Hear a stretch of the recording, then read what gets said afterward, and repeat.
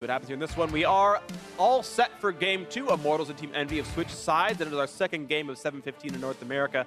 EnVy clearly do prioritize Zac. They first picked it in the previous game. They first banned it here in this one. As we had seen, Immortals were happy to give it away, and they did win the games. Excuse me, I'm sorry. And they did win the game, Immortals, so maybe they were right to prioritize Zac the way it was. It's all remaining to be seen, as they still are respecting LirA's Elise, and they still remove the Kalista. Yeah, and good to be able to take away the LeBlanc. That's really the only change for Immortals' first phase ban. The Maokai is going to be left up, and you would expect it to be taken as that first pick. Let's see if Immortals does elect to go for it. I think, especially with the fact that it can go jungle and top, even if you want Cho'Gath, I still would feel like picking the Maokai first makes more sense. I agree. In 7:15 especially. I think in 14 it's debatable because Cho'Gath is more powerful, but actually they would rather... The champion they got to last pick in the first game, they are first picking here with a lot left on the table. This is something I believe we were seeing actually FlyQuest do last week, which I disagreed with quite a bit then, and I still disagree with it quite a bit now. I just don't think that J4 needs to be that high of a priority. Most teams will not early pick it, and you can pick it later on, whereas some of the contested picks are often grabbed up very quickly. But strange to see Maokai not in any of the first 3 picks of the draft or in any of the first 6 bans. Totally agree. It's interesting to me, but it's what they've picked up for themselves. EnVy managed to take away the Tristana, though Immortals may be happy to put Cody Sun on the Kog'Maw, and they will. So a very long-range, high-damage marksman here for both the bot laners. A safer one, though, is on Apollo. Certainly is. They do have the opportunity to draft one of these very defensive supports, though. We've seen the rise in popularity of things like Janna, even Sona, and champions like that, and maybe a way they want to go with this hyper-carry Kog'Maw. Yeah, we'll see what it actually comes through as. Right now, Taliyah is going to be picked up for Pobelter. So again, it's going to be the second time in a row that both Flame and Pobelter are playing the same champion here in this one. And we'll see what Team EnVy wants to do to counterpick. All the mid laners are basically up right now, and Syndra will be coming through. You expect his most played of the split. This would be game number 8 on it for Nisqy, and yes, it will be. And especially because in that 1v1, you're expecting the Syndra to have the advantage over Taliyah. Yes, Taliyah can push in, but it is a non-combat ultimate. Taliyah, generally speaking, needs to get stuff done elsewhere on the map, where Syndra does have some decent roaming, not as strong as Taliyah, but is a monster in that 1v1 matchup. And if Syndra gets ahead, it becomes exceptionally hard for Taliyah to even get in range to really kind of get involved in these fights without getting zeroed out. That's the case here, so things to watch out for. We'll see what kind of shielding can come through to keep them alive. Of course, we know Flame could be building a locket and a stone plate and keeping some of the shields up. We also have to remember this could be a jungle Jarvan. Yes, it is not nearly as common, but some teams are running it, so it is a flex pick, though you certainly expect it to be shown in the top lane. Absolutely agree here in this one, but remains to be seen what happens. A talent ban comes through for Immortals, which either means they've been scouting on Seraph or it's a throwaway, because of course we've seen that Syndra's been picked up for Nisqy. Talent top has been good in solo queue, and again, if the scouting is there, then sure. Yeah, it is something that you see in solo queue from time to time, though I do think it is very punishable, and that's one of the reasons you never really see it come out in competitive. This is someone who can be dove very easily, who can struggle kind of to play that more defensive style that competitive often forces you to do. See what comes through as the picks and bans continue onto this one, and we wait to see what actually comes through. The Bard ban away from Olleh, no surprise. Rumble off from Flame means they still think that Jarvan might go into the jungle role. One final ban for Immortals, and phase 2 of the picks begins. And to be fair, Rumble has been shown as a flex recently also. Yeah. So both of these could be a flex, so you can look at that as a ban on both roles if you just think it's a strong pick in the draft, and especially because it is a strong pick against someone like the Gragas, assuming that is going to go top lane, which it appears it will not. All right, and then we're going to blind pick themselves a tank/lane bully top laner. Seraph here on the Gnar. I think it's a very strong champion in this metagame, which is all full of melee, high durability top laners. That Maokai is still available if they want it, but of course Gnar would be a great matchup, so maybe less likely. Maokai is actually pretty good into Gnar.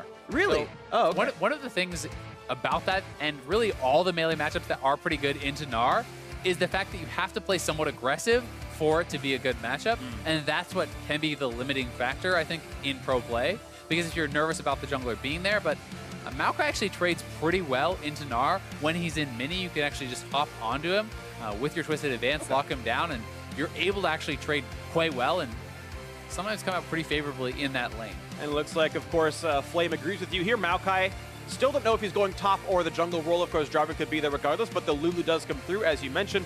Seems like we're going to play a high shielding support. Lulu going to be the one picked up here to support the Kog'Maw. And of course, could look really good into the Syndra to shield the damage output as well. Blitzcrank going to be the pickup as well. And what a great matchup for Blitzcrank. Neither one can blink. Lulu and Kog'Maw are prime targets for the rocket grab, and we know Tristana can belt out damage afterwards. Yeah, no move blocks, as you said, and you catch either one of these, they're probably going to get bursted down. These are very squishy champions.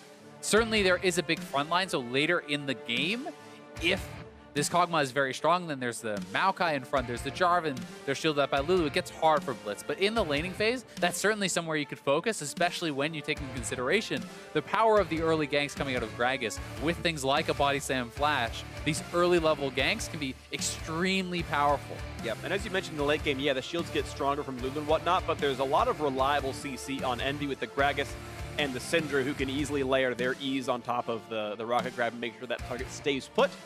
So rocket grabs will be pretty relevant throughout this entire game, and we'll see if Cody Sun and Olleh can get through the laning phase as a result. The coaches shake hands for what could be the last time all year. And of course, there's many times they could meet. They could meet playoffs, they could meet regional qualifiers, they could meet at Worlds. Let's think big, why not? And Immortals and Team EnVy going to do battle here for the last match of the regular season. Game 2 coming up soon with Immortals up Game 1. Already from the win, Jarvan and Maokai, top and jungle respectively. Definitely excited to see this one, and EnVy has that explosive early game. Yeah. They have the ability to really try to turn this around on Immortals. Immortals, I think, is the team that wants to play more passively, that wants to scale up, to get their Kog'Maw, their Maokai, this really strong 5-man unit to the point where they can take over in team fights. And here we go, Game 2 has begun. The base gates drop. And Olleh gonna zip his way over to the bot lane. Star Guardian Lulu, thanks very much. It's nice that they all fan out very beautifully. I think I want every champion to be a little bit like Arcade Hecker, where they've got like that rainbow trail. So you can kind of like, they can all like they're in Tron, just like draw something. Right, but you can draw something on the map as you walk out. I think that'd be cute. Ooh. Just for the first 5 minutes, 15 seconds or whatever. This is actually something nice try. You'll see from time to time looking for that grab, but also I have seen the play to try to counteract these teams going for the super leash. Sometimes Blitz will actually ward over that wall and then wait and see if the bot lane takes a greedy path, then back to bot, and if you hook them in, you can essentially guarantee that they'll have to flash. Yeah, exactly. And you get a Summoner Spell lead, and Gragas shows up at level 3 and you kill him. It's beautiful. Ooh, I love this. Cody Sun went Storm Raiders Kog'Maw. I see no one run this Keystone. I thought it's been the best on Kog for so long, because it's so easy to trigger the effect to do 20% of someone's health when your percent health damage is super free. And you have insane move speed to kite everyone with, and everyone's always gone Fervor for damage output or Warlord for the lane safety, but I super love Storm Raiders Kog. I think it's the great choice. I think it's great, and I'm glad Cody Sun's bringing it. So one of the reasons I think some people don't go it is because it's, generally speaking, a lot weaker in lane, right? And when you are playing kind of one of those hyper-scaling champions, it can be tough if you are getting poked out, if you are getting bullied. Yeah, then that can be one thing that you want to try to help to mitigate with something like the Warlord's Bloodlust. Yeah, it's interesting because you're right. Like, if you're getting bullied, yes, you want actual stats. There's no, like, direct combat stats that are granted there. But that was almost really cute. They almost got Xmithie to keep the leash on the Raptors, smite the red, and then walk back, so they almost had an optimization there. But Kog'Maw does so much auto-attack damage. If you ever win the trade, the movement speed means you get 3 more autos off and then smash the trade. And as long as your shielding support is better than the hook, you can do that all the time. And here we can see he hits Apollo a couple times. One more hit will give him move speed. Yeah, and if you got 1 more auto-attack, he'd get like 2 more autos as a result. Certainly can be very powerful if you can play it aggressively, and it isn't how well he is going to be able to utilize it. That's certainly something that can be very, very strong. You see Xmithie with his super leash, already level 3, already heading up topside. They are going to go for this gank. They have such strong gank assist. They hit the knock-up. Here comes Maokai. Seraph's going to become Mega Gnar here, and this one's going to land the stun, but now he's got not a lot of spells left. Xmithie, what's he going to find? There's a sapling, gets pulled into the turret with the flash, but knocks him right back in. Do they have the damage is the question. One more Q, the auto. It's not going to be enough. There we go, Xmithie, but he should maybe die for it. No, he's got just enough health. He's got to get away from the minions, and he will do so. First blood to Xmithie. The top lane gank pays off. Such a good path here from Xmithie, utilizing the super leash to get up to topside extremely quickly. Gragas is coming up here, so Flame will have to be a bit careful as Xmithie needs to back off. And Flame is flashless. Is he body slam flashless? No, he's not. All right, recall back, and of course, Spoils of War going to him. 200 gold. Actually, not quite that for the assist, but that's going to be nice for Flame as the only pickup for Seraph is a refill potion of Control Ward. Flame should get some real stats. Oh, look at that at a Nisqy. Yeah. Ow. Even more ow. Jeez. Pobelter does have some potions, so we'll be able to regen up, but big trade there from Nisqy is going to help him to establish that lane advantage, and LirA is staying around. They're trying to see if they could set something up here, but I think a dive like this would be extremely risky, although Nisqy is making the move up too. We'll see if Xmithie has smelled this out because he is quickly trying to get up to top side and could turn this around. Can he make the outplay? Gets the knockup. Body Slam's going to stop. It's going to miss the stun, but Flame's still out of health. The auto comes through, and Nisqy is going to make the risky pay off. And that's a nice kill in the top lane. Really good roam there from Nisqy, and that's thanks in part to the great trade he got. He gets lane dominance in the mid lane. He utilizes that to get up to the top side and turn around what was a losing lane. Really beautiful stuff out of this one. Flame, yeah, greeted for a late recall, and that's the punishment right there. And he's going to go double longsword as well, so the repeat gank certainly is possible. No summoners were used by Envy in that dive, so round 2 should be just as easy. Certainly the case, but we'll see if they actually get the opportunity to go for it, as Pobelter does have the push now. He is closer to level 6, and Taliyah can certainly be another one to make those sorts of roams. The 3-man play topside would be strong from Immortals, but here is the first blood set up once again. I do think that Flame went pretty early, and this was certainly not executed that well from Immortals, because as Xmithie comes in, look how long it is till Flame actually is able to really follow up on the damage. Only gets the one auto off during that full CC combo, and then Xmithie realizing he needed to stay around for one more auto. They do get the first blood, though, and that is well done. Now Envy making the response play. Nisqy's up here faster. They have the 3-man setup. You can see Seraph takes aggro, takes as many shots as he can, then utilizes his jump to get out. So very well managed dive there from Envy to follow up. Absolutely agree. Great step out of this team, and it's obviously a much closer game than the first one was. Obviously that one snowballed very heavily off of a ill-fated blue buff invade that was just kind of unlucky at a certain point. This one much closer, and Envy can claw back in this series. Top lane equal in farm right now, relatively equal items as well. Apollo looking for a bit of action down in the jungle, not going to find it. Going to walk back to lane soon enough.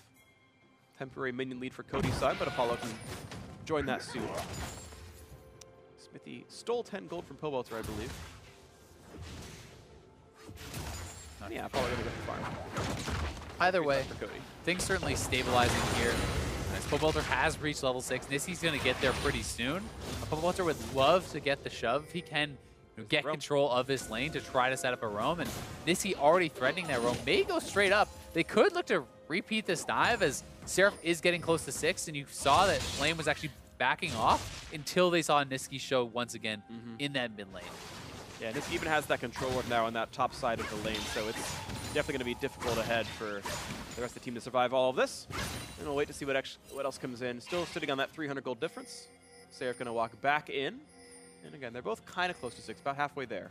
Seraph making a pretty smart play, though. When you have the push there in top lane, you have the ability to go in and actually pop the jungle plant. So you use the Scryer's Bloom, check out top side of the jungle, drops a ward. He knows that Xmithie should be like clearing towards the bot side now, because those are where the camps are, but they do spot him out anyway on the top side. So he is trying to force a gank, and all you have to do in a situation like this is simply back off, because Xmithie has no camps to actually farm. So your jungler should be getting more of an advantage, as the camps are available for LirA top side.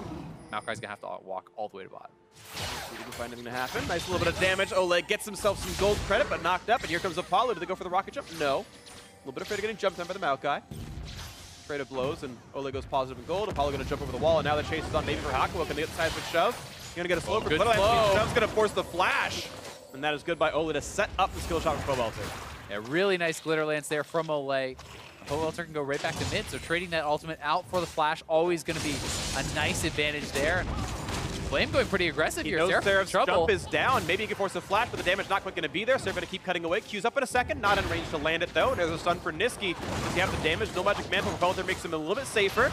Not going to dodge. Actually, is going to dodge all the skill shots. Would have survived anyway. Flame may kind of bait himself in, though, because he has Seraph quite low, and LirA is actually pathing up here.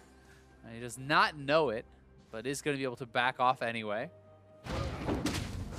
Find himself a red buff, so LirA not going to find the gank for himself, but nice attempt. Immortals has stretched their gold lead to 500, though. They are slowly but surely winning ahead in these lanes right here. +4 for Pobelter and +10 for Cody Sun is pretty reasonable. And I think you're going to be very happy as the team with the Maokai jungler to be even going around even, right? If Maokai is getting farm, I think that he is a lot more powerful on average than a Gragas. Yes, Gragas has very high playmaking ability, and if you can knock in the Kog'Maw and immediately kill him with the Syndra, sure, you're going to be more valuable. But in your average fight, Maokai does so much with point-and-click CC.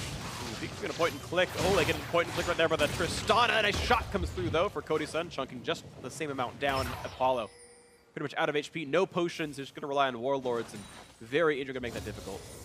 Also has his heal still up, which is something for them, but certainly it's pretty scary. I mean, he's getting chunked very low. If he gets tagged with his ultimate, yeah, there's the heal having to be forced because of Cody Sun, but they are looking for the engage. LirA's down here. Hook not quite going to land. Barely missed. LirA still locked in. He's got the flash for the body slam. Going to force the flash out of Cody Sun. Does he go for the ulti? I think his mana's too low. And actually, Olleh going to flash away just regardless. I don't believe he's going to be hit by anything, but wandered away from LirA, who I believe, again, couldn't cast the ulti. Yeah, Cody Sun and Olleh fighting them off in the 2v3. They do survive. Perhaps getting a bit too bold as they did look like they might have been able to take that fight, but then having to both their summoners. Still a pretty good trade as LirA blows his flash for both the bot lane summoners.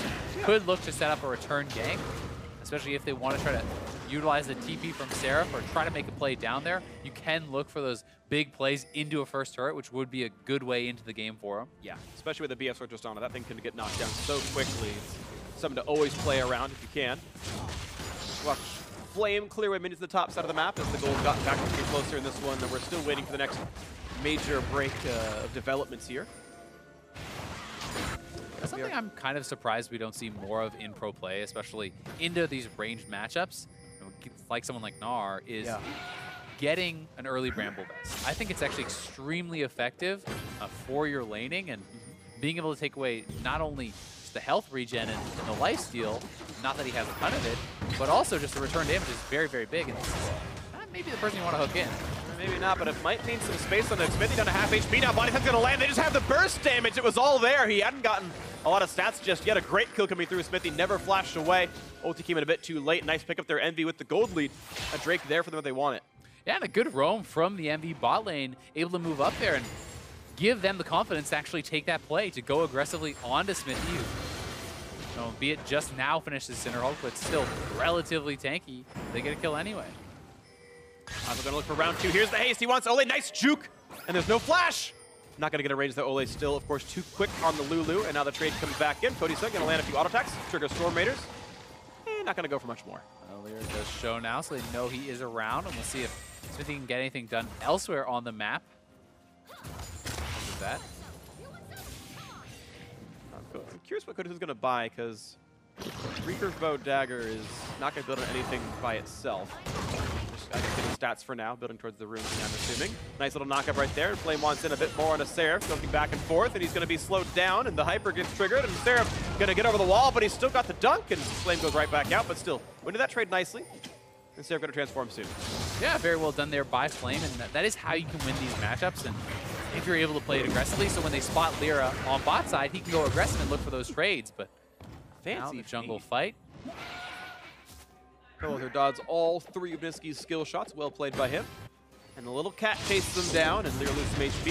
Phreak goes back in, but Seraph was mini Gnar. He had no way of using the abilities, and he really got the bad end of that trade, but he's going to be okay. But now Xmithie wants in, and honestly, with a low health Gnar, this could be a chance. Here comes the engage. Pobelter's going to roam around as well, and there's no way out for Seraph. He's going to get shot down. And that's a lot of free time in the top lane. LirA's going to walk into a bit of a 1v3. Nisqy not far apart, but they might have the damage. They've still got plenty of cooldowns here for this one. The knockup is in. Here comes the ulti as well. The seismic shove, and yes, LirA bites off way more than he can chew. That's a bit surprising based on the Gragas, but the knockup is there. The hook is in. The ulti and a trade kill comes in. Nice by Hakuho. Roaming everywhere on the map. Yeah, good roam from Hakuho to clean up another kill on the back end of that fight, but still, it's certainly the Immortals' advantage, and now they're going to look to pressure this turret very heavily and maybe even go for the dive. Nice by Apollo to clear away as many minions as he could. Takes a lot of damage to the backside of that, though. Turret's going to stay alive for one more wave. Next one, it might be enough. We'll see. Yeah, Blitzcrank is going to be back down here, but here is the initial play. Seraph not having the leap because he used it aggressively and going to be able to get cleaned up very, very quickly. You can see everyone kind of roaming up. LirA perhaps going too early on the play, though, as Hakuho is still on his way up and going to be able to get burst down pretty quickly. As you pointed out, the junglers are not that tanky yet. Even though it is a Cinder Hulk Gragas, he does get burst down, but they are able to get counter kill, and now on the bot side. Re-engage on Cody Sun, who gets the Storm Raiders from Moose. Speed is chasing down to Hakuho. Look at the damage output there. There's no way out, and Flame is in the mix. And Apollo flashes, buys a few more seconds, but the auto attack's still going to be in range, gets the kill for Flame. Build of charge means not very much, but Seraph has ulti. Transforming, he's got the Mega Gnar. Can he find what he wants? He's gonna win with the Cataclysm out of Flame to buy a few more seconds. The knock-up is in, and Flame with the sickest of outplays gets the kill. And the chase now gonna use on a LirA, a 3-for-0 that Immortals can do no wrong in. That was so sick from Flame. He actually anticipated the ultimate coming in. Flashes over top of Seraph's Mega Gnar there. They're gonna clean up another kill and maybe even get LirA. Looking for the chase into this one, forcing him to flash away, and wow, 3 kills to flash, and that turret likely to go down as well. Immortals have now granted themselves a gigantic lead. Turret's gonna go down, gold shared among 3 of them, 3,000 gold up. Damn, Immortals is looking good in this game, and they're closing in on that playoff bye, and we're gonna watch this one more time.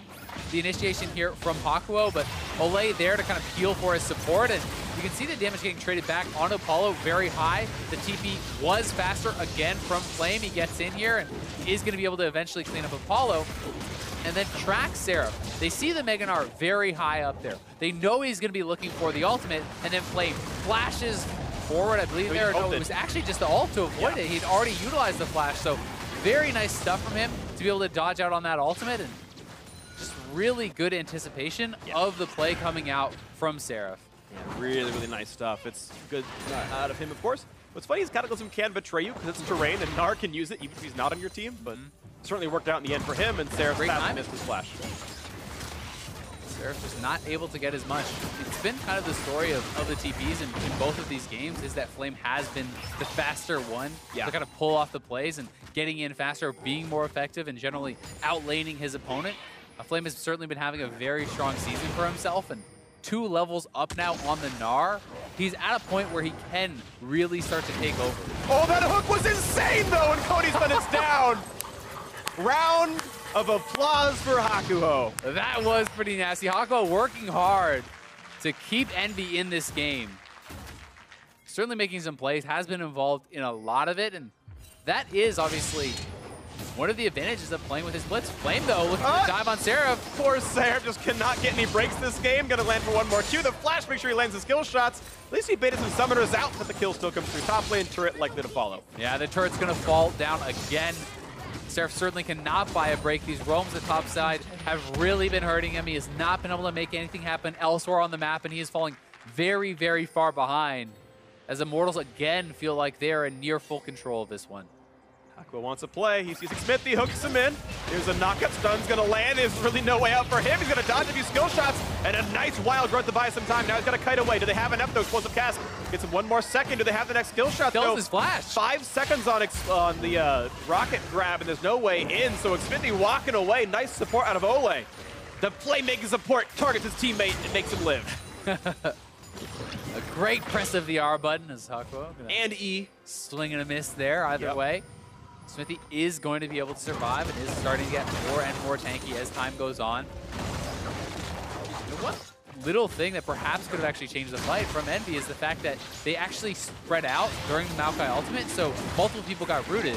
If everyone is in a line, essentially only the first person actually gets rooted by that, and then the other damage dealer can continue forward and perhaps clean up that kill. It's hard to say, but it's certainly something that you want to do. You want to essentially pick one path and everyone goes through it when you're fighting against that Maokai ultimate. Yeah, you can easily face tank for your teammates to make it a lot safer. Same with like Thresh Box and whatnot, but the way it was right here, so no more things picked up. 3,000 gold difference puts Immortals ahead. Maybe if they had one of those rainbow trails like the arcade, they would have known where to go. It'd be more obvious. I mean, just buy an Elixir of Iron, it gets close. Interesting by Cody Sun, he actually rushed a Wit's End. I know he bought that a while ago when he was up against his Syndra, but he bought it like 3rd or 4th item. I don't actually know if it's better or worse than rushing Ruin King, because an MR shred early game certainly is meaningful. I just haven't seen this build before. It's interesting. I guess I think it's certainly, he's saying, okay, what is probably going to hit me in a team fight?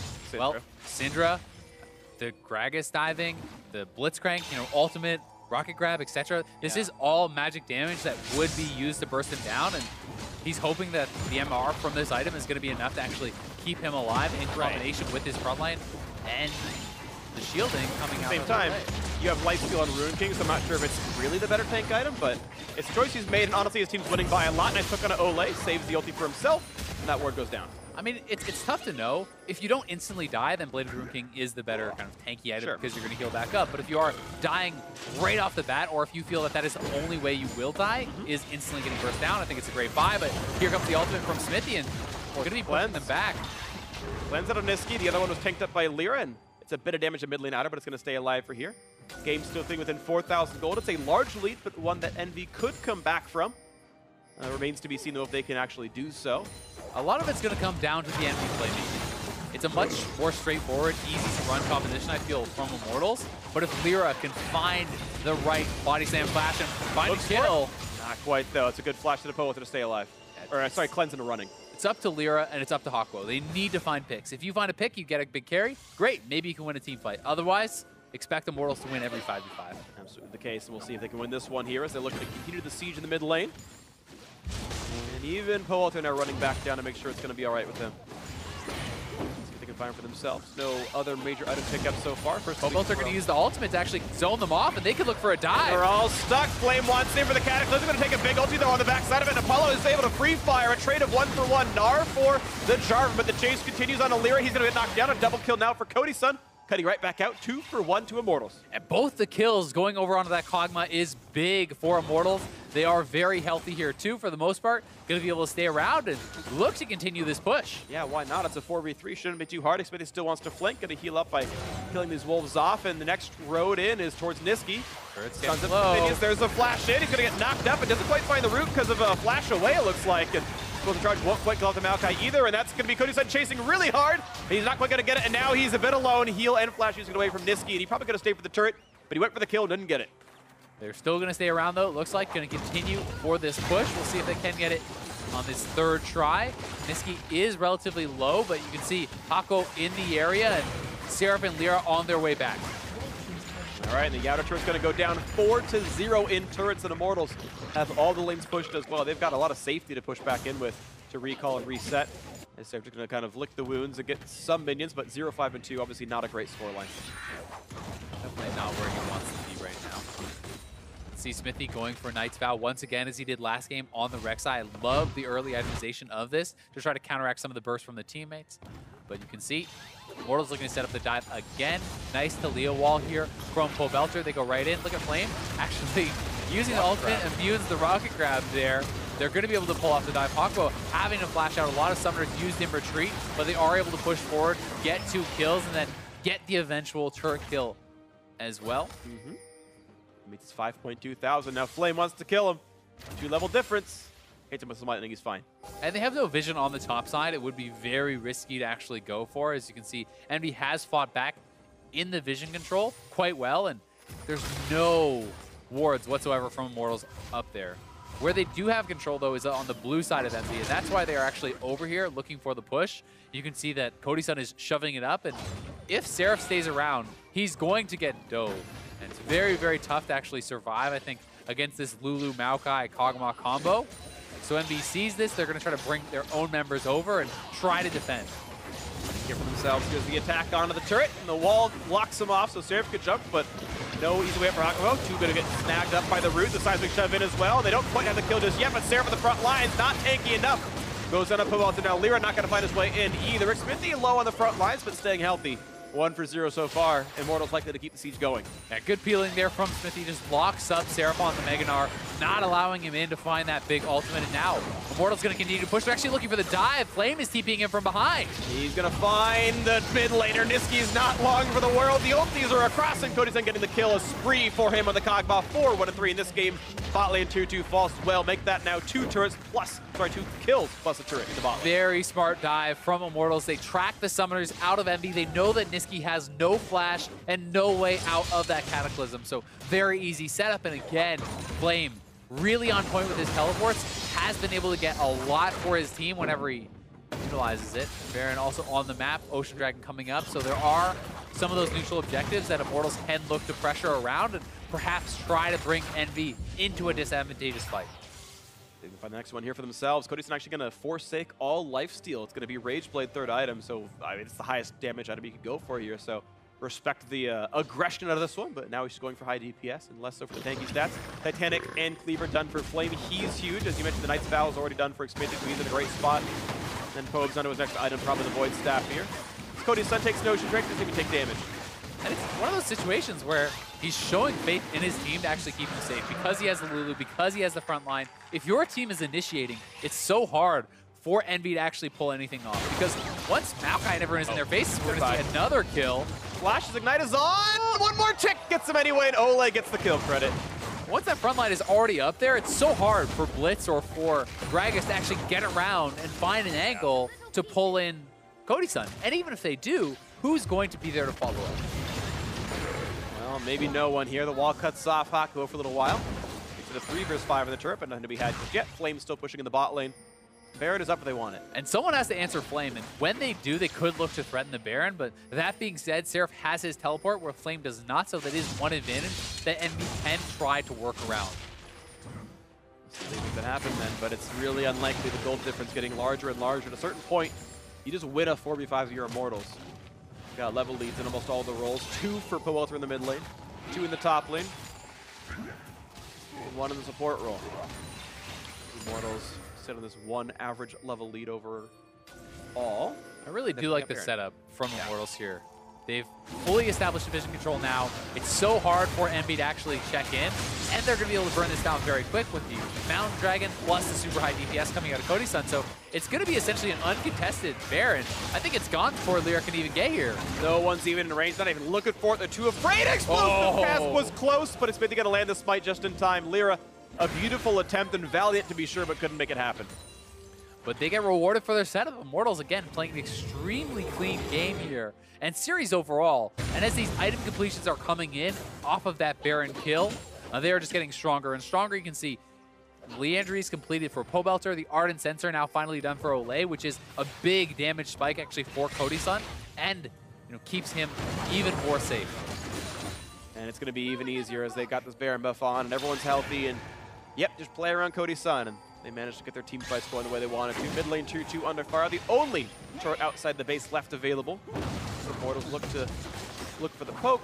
Leandry's is of course done for Pobelter. Makes that pretty easy. They're just waiting for the next little moment where they can get their kills. I mean, there certainly is potential to actually end the game on this Baron with how strong Immortals is and how good their diving is. Yeah. EnVy will have to play it very carefully. But even if EnVy can hold on and can maintain, there's some extremely big items coming up soon for Immortals with the Rage Blade and the double Stone Plates and these items, which would then give Immortals another window to try to end in a couple minutes. See if they can make that happen here, right here. 7-kill lead and 10,000 gold now. Mid lane inhibitor turret going to fall rapidly. Flame rejoin on the pink makes it safe. It is the Mega Gnar window to look around, and they're not going to find anything for it yet. Still has that nice large leap range, but might not matter. LirA waiting in the wings, goes to the base gate, looks for the flank, not yet gonna find it. Here's the engage on towards the support. It's gonna be Hakuho taking damage, flash the window, stays safe. Mega Gnar hits the back line, but no one's there to hit Cody Sun. Flame stays alive, and the front line's going down already. Seraph drops, and 2 important roots come through out of the back line as well. Now the chase is on towards Apollo, who's got a flash to stay safe. LirA pulled back in by Seismic Shove, has to body slam away as well, and now Nisqy is low, but no chase yet for Pobelter. Dodged away from the hook, and now Hakuho is slowed by the carpet. The Seismic Shove's gonna land. There's the kill picked up. Credit to Pobelter, and he deserves it all the same. 14-5 in kills. This should be the 2-0 in under an hour of total game time. Pobelter leading the charge. He cuts off half the team. Nisqy can't join the fight, but the minions are dropping away as LirA smites. The attacks come through for Apollo. 2 more seconds bot right now for EnVy. Next wave coming in. Look for the next fight.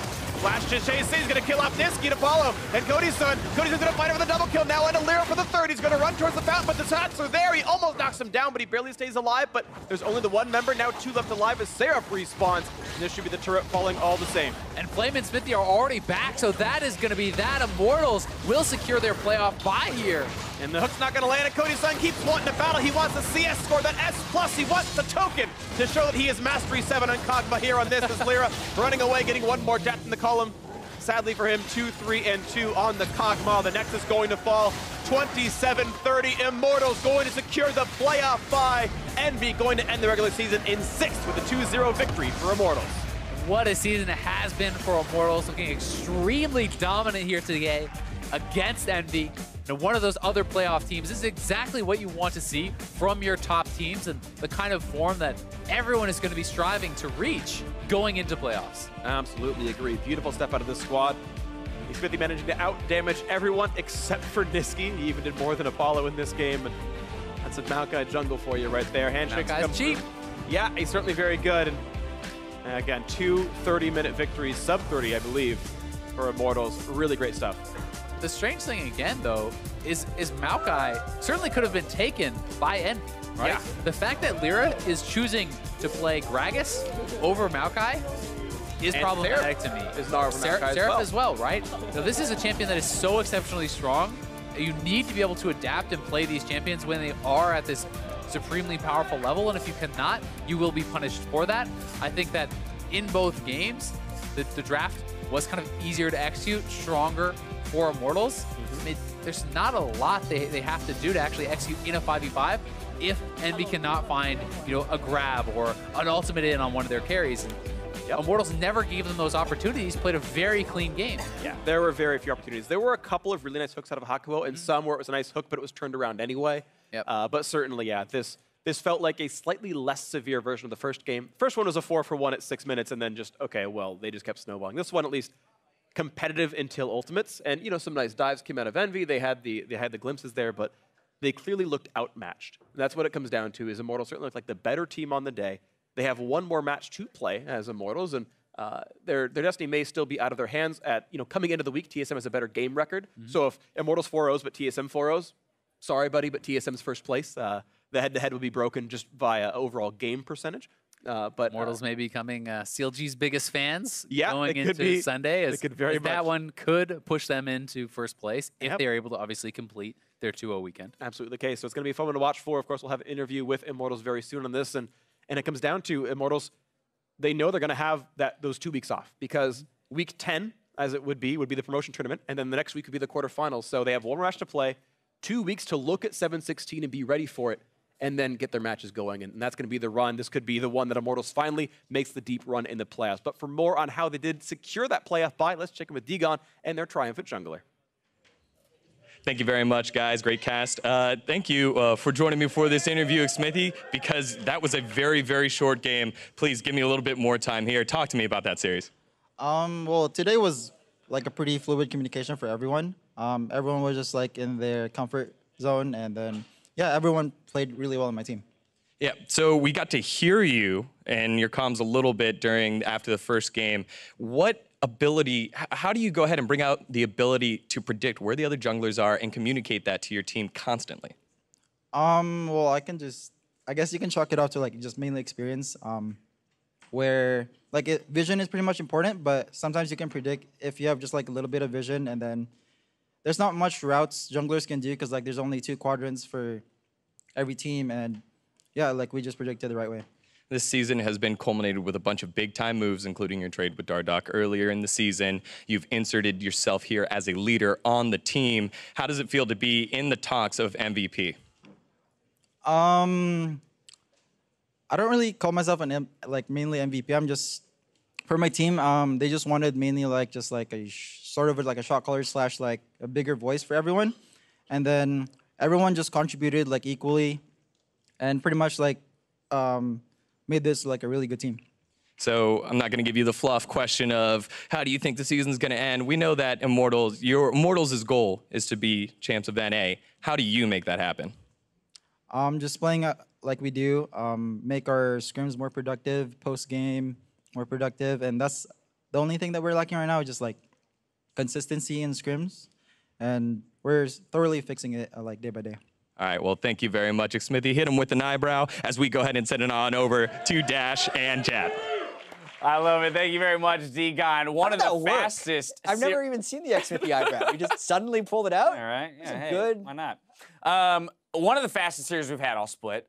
Yeah. Around, what was it, 51-23 yeah, total that's game what time? I heard. Oh, my goodness. Blazing fast out of Immortals. Yeah, we've actually seen games go longer than that, well longer than that. Immortals hot out here in week 9. And right there at the end, the question around MVP, I want to touch on that just real briefly because I think there's so much conversation around, you know, Jensen and Bjergsen, as there always is, and these big ticket players in the mid lane and whatnot, even LirA in the jungle and things like that. Yeah. We have to remember that with 2 changes on the Immortals organization, Coach and Xmithie coming into Summer, they've gone from a 7th place team, now have secured their playoff bye. Not yet sure whether or not they're 1st or 2nd seed, but it's secured a playoff bye moving into the Summer Finals. That is a huge trajectory. It adds so much to his resume for MVP, and he doesn't need to go out and declare himself MVP for people to make him a real candidate because, as you mentioned, any type of rapid improvement like that from 7th to 1st, even if there was also a change in the coaching staff, is huge. Steve Nash won the MVP twice in a row because he took a bunch of journeyman players and gave them 50 to 60 wins in the regular season. A couple years ago in the reference NBA, that maybe 4 people out there Google just Steve Nash.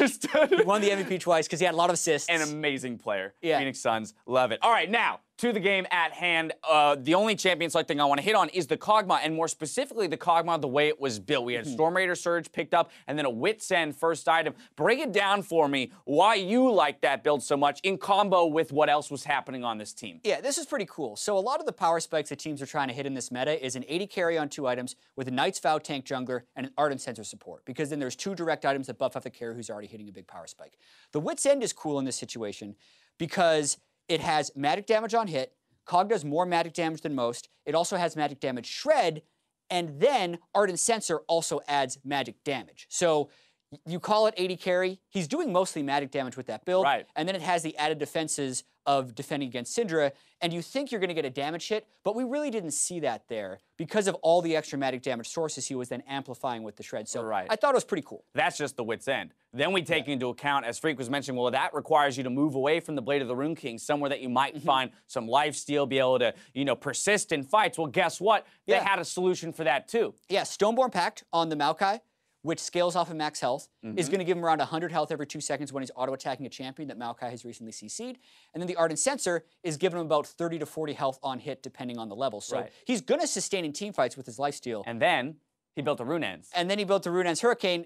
If he would have completed it, it would have doubled the on-hits from the Ardent Sensor, as well as the Wit's End to shred faster. I mean, so that to me just is a very well-thought-out draft, and if we were going to throw criticism, the casters were talking about it foregoing the Maokai pick for a Gragas. We can get into that. We know that Maokai is a very strong pick, but this game, very much like the first one, it was close for a short period of time, and then it blew wide open. It all happened in the bot lane this time around. 13:30 into the game. Let's take a look. Flame, oh my God, in this replay. Hey, this was 10 minutes after the first game was decided, but starting it off well with the hook on to Cody Sun, just can't quite burst through the Lulu, and then it becomes about team play. Flame teleports in first, Cody Sun finishes off the kill, and then from here, you're worried about Seraph, because yes, it's going to be in favor of Immortals, but you think Flame is going to die until he times his Cataclysm to jump over Seraph, who then ults the air, because the timing of that was super precise. If Flame ults late, he actually ends up closer to the wall, which allows him to get stunned by the Gnar ultimate, but he timed it right before the leap. Because Seraph flashed for that ultimate. He had to predict the flash in order to get enough distance away from the wall to not get hit by that. A complete outplay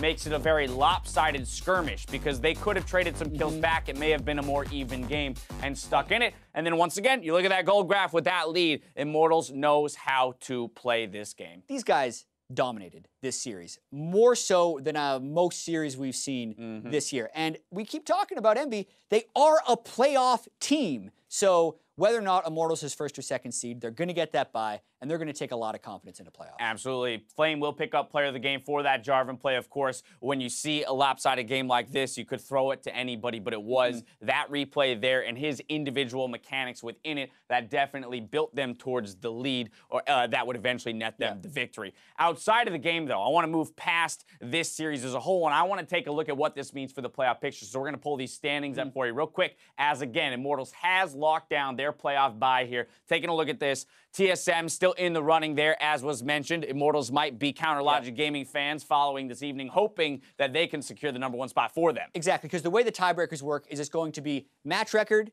then head-to-head, which would be tied between them and TSM, and then game record, before you're actually going to play a tiebreaker game. So based on the fact that TSM has 4 fewer game losses, Immortals would end up losing that tiebreaker unless TSM's match score is below them. And just amazing, Immortals is up here now. When last split, they were down here at #7. Just, again, have to keep calling up the fact that they've grown so much. Right, and then my last question is, when Immortals is playing games like this, how much can you really determine around Envy's power level? Because with 2 very early game instances, the game went completely in Immortals' favor. And as we said, it's hard in some cases to really fault Envy, you know, because, hey, every once in a while, a fight doesn't go your way. Somebody does minorly outplay you. Does that mean you're that worse of a team that you then got stomped just because of the gold lead? I know, it's tough to judge Envy when they're dominated that hard, but it isn't a good sign for sure. Okay. Because Envy was 8-6 3 matches ago. And we knew that every remaining game was against a team that was going to be above them in the standings. So the fact that they have now lost 3 games in a row against the types of teams they're going to be playing in playoffs is going to be worrisome for them. And that's the big thing, right? They got to turn around here this week. Maybe getting a win in their final match of the regular season might do a little bit in terms of boosting that morale and giving them the confidence they need to take victories here in the quarterfinals, as that's where they will be playing. Now, don't go anywhere. We've got 2 playoff teams taking to the stage next. We got Team Dignitas against Counterlogic Gaming. When we return, we'll see you soon.